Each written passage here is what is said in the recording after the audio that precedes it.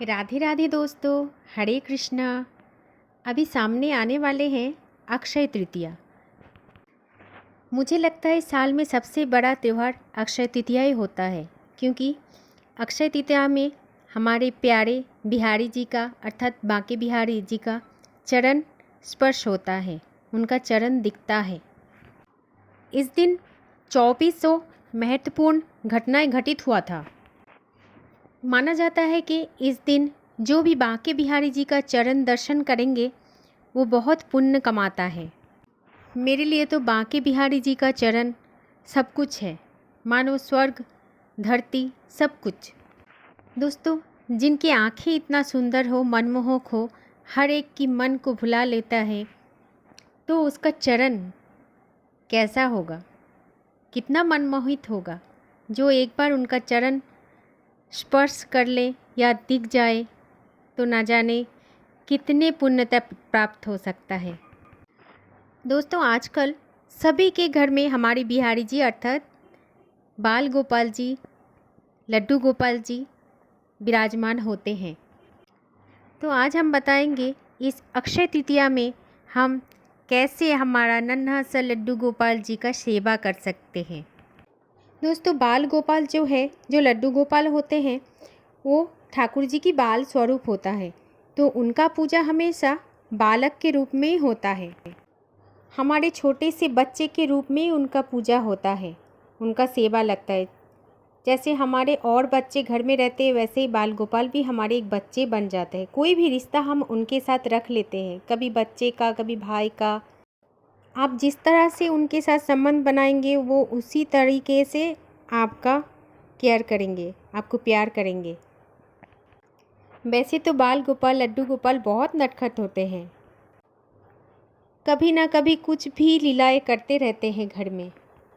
दोस्तों, चाहे आप लड्डू गोपाल को पिता बना रखा हो, भाई बना रखा हो, पुत्र बना रखा हो, कुछ भी रूप में आप उसके साथ संबंध जोड़े हो, लेकिन उसका जो सेवा है, उनकी जो पूजा अर्चना वंदना होती है, तो वो एक बालक के स्वरूप में ही होती है। हर घर में लड्डू गोपाल का बाल स्वरूप का ही पूजा होता है, बाल स्वरूप में ही उनका पूजा होता है, सेवा होता है। भगवान की सेवा हर घर में लड्डू गोपाल को बाल स्वरूप में ही भोग लगते हैं। जैसे बांके बिहारी जी के मंदिर में बांके बिहारी जी का बालक के रूप में सेवा अर्चना होता है, वैसे ही घर पर भी लड्डू गोपाल जी का बालक के रूप में सेवा अर्चना होता है। दोस्तों, आज मैं आपके साथ शेयर करूंगी कि अक्षय तृतीया पर, खास करके ये तिथि में, हम बाल गोपाल तथा हमारे नन्हे से बांके बिहारी का कैसे सेवा अर्चना करेंगे। चलिए शुरू करते हैं। सबसे पहले तो सुबह सुबह आपको बाल गोपाल जी को बहुत ही लाड प्यार से उठाना है। इससे पहले आपको खुद भी स्नान करना है। इस दिन आपको गुलाब के पानी में या फिर गुलाब जल थोड़ा सा छिड़क के भी नहा सकते हैं। दोस्तों, जब आप बाल गोपाल को उठाओगे तो उठाने के बाद लड्डू गोपाल जी को पंचामृत से स्नान करानी है। लेकिन दोस्तों, आपको एक बात का ध्यान जरूर रखना चाहिए कि पंचामृत में आपको गंगा जल भी मिलानी है और तभी स्नान करानी है। लाला को स्नान कराने के बाद चंदन का तिलक लगानी है। जैसे हम माथे पे चंदन का तिलक लगाते हैं लाला की, रोज़ की जैसे उस दिन भी लगानी है और अच्छे से श्रृंगार करनी है। दोस्तों, अक्षय तृतीया दिन लड्डू गोपाल को पूरे शरीर में चंदन की लेप लगानी होती है, क्योंकि चंदन से ठंडक मिलती है। दोस्तों, अगर आपको लगता है कि पूरे शरीर में कैसे चंदन लगाएंगे तो लाला को कष्ट हो सकता है, हमारे गोपाल को कष्ट हो सकता है, तो सिर्फ हम गोपाल की श्री चरण में और माथे में तिलक जरूर लगा सकते हैं। और कोई भी अगर पूरे शरीर में गोपाल को चंदन लगाती है तो वो सिर्फ लाला को एक लंगोट धारण करवाएंगे। और अगर आप सिर्फ केवल उनके श्री चरणों में चंदन लगाएंगे तो अक्षय तृतीया के दिन जरूर लाला को सफ़ेद वस्त्र धारण करवाइए, क्योंकि सफ़ेद वस्त्र से शीतलता छाई रहती है और सफ़ेद वस्त्र शांति की भी प्रतीक है। दोस्तों, लाला को आप जो लकड़ी वाले चंदन होते हैं उसको घिस कर भी लगा सकते हो।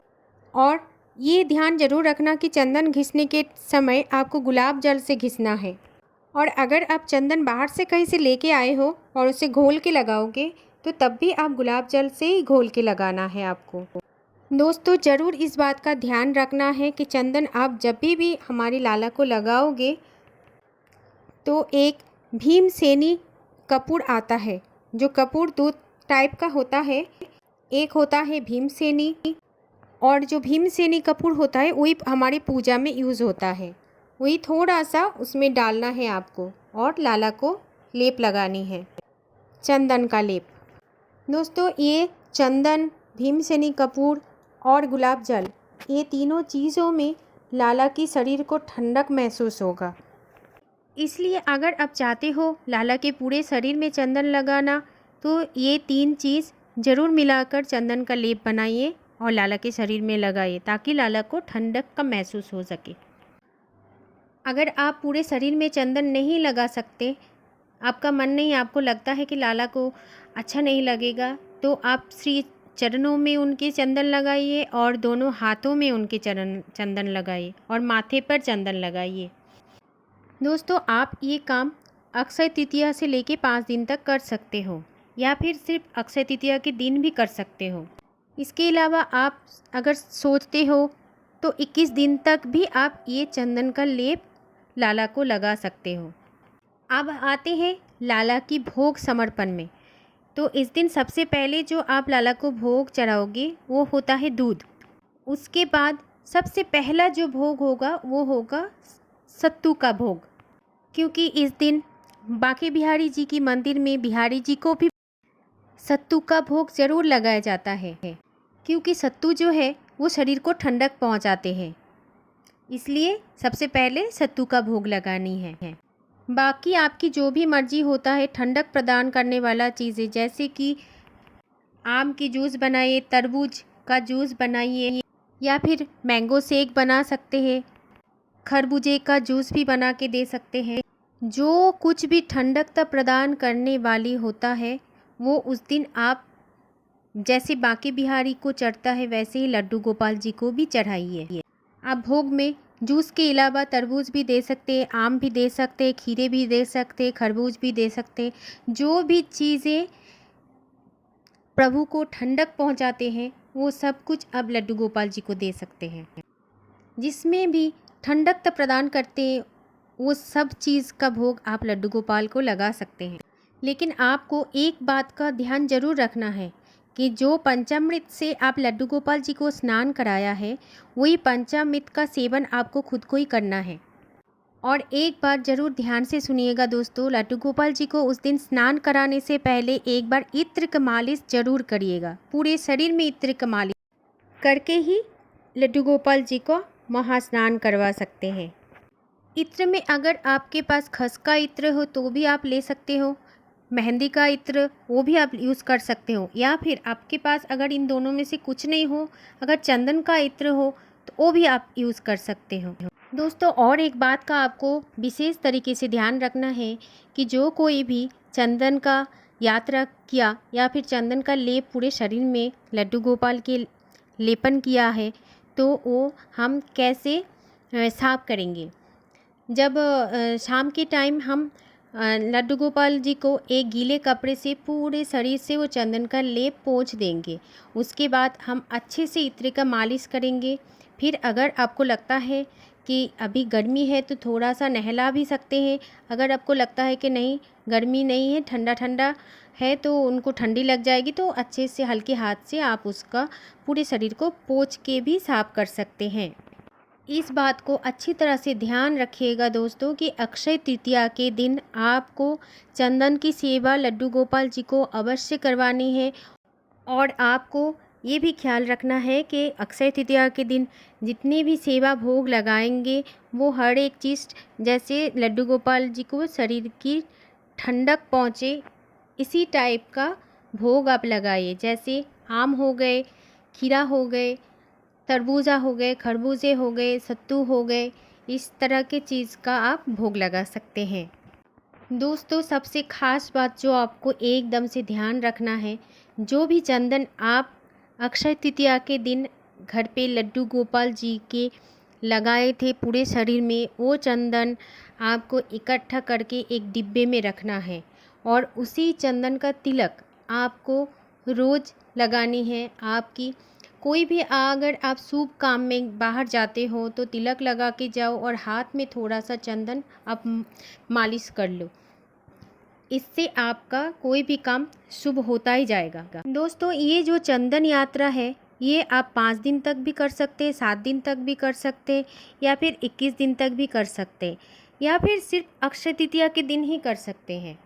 और दोस्तों, एक बात तो हमेशा ध्यान रखिए कि अक्षय तृतीया के दिन आप कुछ भी लड्डू गोपाल को उपहार के स्वरूप दे सकते हैं और देना ज़रूरी है। जैसे एक बांसुरी भी दे सकते हैं या बैंगल्स भी दे सकते हैं। कुछ भी आप आपके जो मनचाहा होता है, वो चांदी का या सोने का, जो भी आप उसको उपहार दे सकते हैं। या फिर चांदी का कोई बर्तन जैसे ग्लास, चम्मच, ये सब आप दे सकते हो, क्योंकि चांदी जो है वो शरीर को ठंडक पहुंचाते हैं। क्योंकि दोस्तों, अक्षय तृतीया के दिन जो होती है, गर्मी का प्रकोप ज़्यादा होता है, इसलिए बांके बिहारी के मंदिर में भी बिहारी जी को हर चीज़ उस दिन ठंडक देने वाली चीज़ ही प्रयोग करते हैं। ठंडक देने वाली चीज़ ही भोग लगाते हैं, चंदन की सेवा लगाते हैं। तो आप भी कोशिश कीजिए लड्डू गोपाल को भी उस दिन ठंडक लगाने वाली, ठंडक देने वाली चीज़ ही प्रयोग कीजिए, सेवा लगाइए उसके, ठंडी चीज़ है उसकी। तो दोस्तों, आशा करती हूँ कि आज का ये वीडियो अक्षय तृतीया के दिन आपको ज़रूर कुछ ना कुछ काम में आ जाएगा और आप इस तरह से लड्डू गोपाल जी को सेवा कर पाएंगे। अच्छी तरह से सेवा कीजिए और अगर मेरी वीडियोस आपको पसंद आई तो ज़रूर शेयर कीजिएगा, तो आपके जैसे बहुत सारे को भी ये हेल्प हो जाएगा कि अक्षय तृतीया के दिन लड्डू गोपाल जी का सेवा कैसे करें। सभी लोग ये भी जान पाएंगे।